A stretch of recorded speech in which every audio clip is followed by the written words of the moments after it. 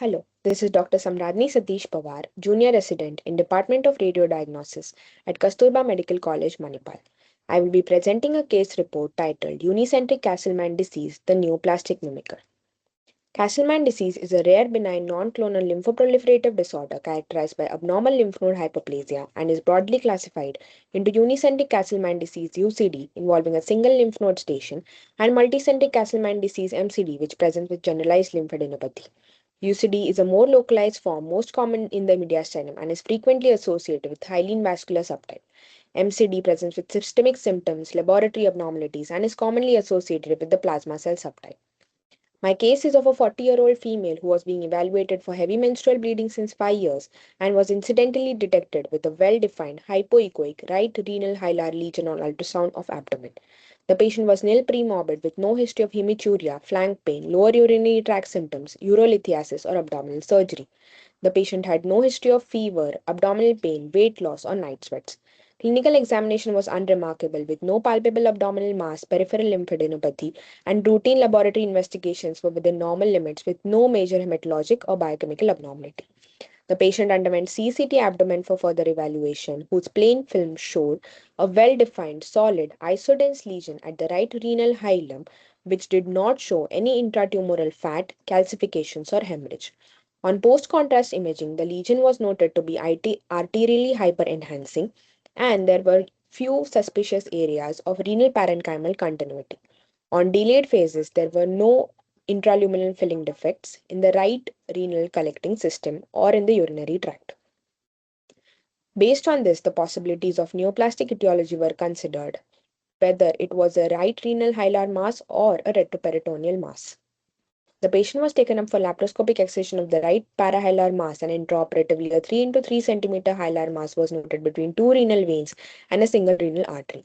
In view of the hilar position of the mass and its complex relation to the renal veins, an intraop decision was made to convert to an open procedure and enucleation of the tumor was done, which was sent for histopathological analysis.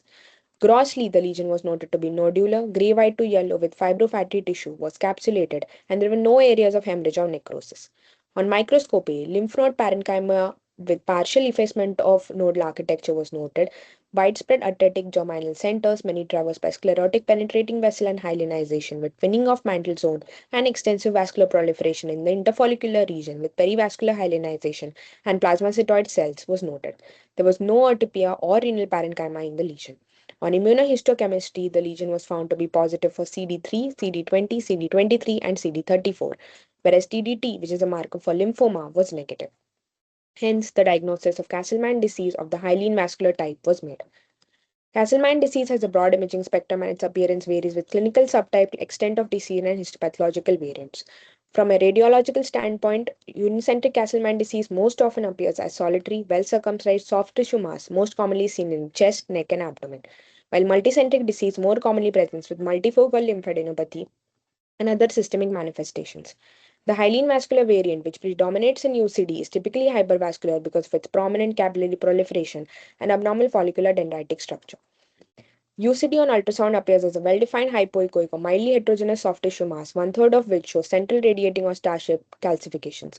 Doppler may demonstrate internal vascularity reflecting vascular nature of the lesion, which along with lymphatic follicular resistance or necrosis is thought to result in the rarity of cystic or necrotic changes in UCD. On CT, the lesion appears sharply marginated soft tissue mass with avid post-contrast enhancement, with larger lesions showing central non-enhancing regions which correspond to fibrosis histologically. On MRI, the lesion appears iso-intense to muscle on T1 weighted imaging and hyperintense on T2 weighted imaging with strong contrast enhancement and diffusion restriction. PET-CT is used to rule out the presence of multicentric disease and to monitor the disease activity based on the assessment of maximum standardized uptake value or SUV max. Involved lymph node masses are seen to be mild to moderately hypermetabolic at PET-CT, and it is seen that the median SUV max of lymph nodes involved by Castleman disease are slightly lower than that in lymphomas. The rarity and non-specific imaging features of abdominal UCD make definitive preoperative diagnosis challenging, and potential mimickers should be carefully ruled out preoperatively to aid better surgical planning and patient care. The potential mimics for abdominal UCD include lymphoma, GIST, paraganglioma, neuroendocrine tumor, neurofibroma, schwannoma, and pheochromocytoma. A 39-year-old man who presented with insidious onset swelling in the right inguinal region associated with fever and weight loss on axial CT showed a large enhancing solid lesion with central hypoattenuating areas in the right hemipelvis abutting the right external iliac vein and the pelvic bone without signs of invasion or infiltration, whose ultrasound guided biopsy demonstrated it to be a diffuse large B cell lymphoma. The differentiating clinical and imaging features of lymphoma versus UCD include B symptoms, abnormal lab tests like anemia, ascites, higher SUV max than UCD, and a lack of calcifications in lymphoma. A 24-year-old man who presented with insidious onset dull aching pain in the abdomen with no associated altered bowel habits, fever, weight loss on axial CT showed a well-defined, solitary, heterogeneously enhancing solid lesion in the jejunal mesentery in umbilical and left lumbar region, whose histopath came out to be spindle cell variant of gastrointestinal tumor. Differentiating features for a GIST from UCD include bowel symptoms, submucosal location, and rare lymphadenopathy in GIST. A 36-year-old lady presented with insidious onset dull aching pain in the abdomen with no associated altered bowel habits, fever, or weight loss, with whose axial CT showed a well-defined, solitary, avidly enhancing solid lesion with a few necrotic areas within at the bifurcation of abdominal aorta and abutting the left iliac vessels. The HP of which turned out to be paraganglioma with foci of angioinvasion. Differentiating clinical or imaging features between paraganglioma and UCD include symptoms of catecholaminergic excess, characteristic locations like organ of Zucker candle, cystic changes, internal hemorrhage, calcification, and salt and pepper enhancement of paraganglioma. A 52-year-old lady who presented with pedal edema and facial puffiness since 2 months on axial CT showed a well-defined bilobed retroperitoneal, avidly enhancing solid lesion, few calcific foci and non-enhancing areas within along the second part of duodenum, whose CT-guided biopsy showed that it was a neuroendocrine tumor. Neuroendocrine tumors also present with raised levels of serum chromogranin A and 24-hour urine 5-HIA levels. Somatostatin receptor imaging via octreoscan and dotato PET scan help in the diagnosis of NETs. To conclude, unicentric Castleman disease is a rare but important differential diagnosis for solitary well-defined hypervascular mass in the abdomen in the absence of other definitive symptoms.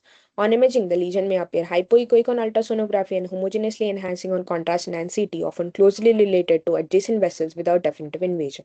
Since these features overlap with lesions like lymphoma, paraganglioma, GIST, and other abdominal malignancies, preoperative diagnosis is challenging, and histopathological confirmation is essential. Complete surgical excision remains both diagnostic and therapeutic in resectable unicentric disease. These are my references. Thank you.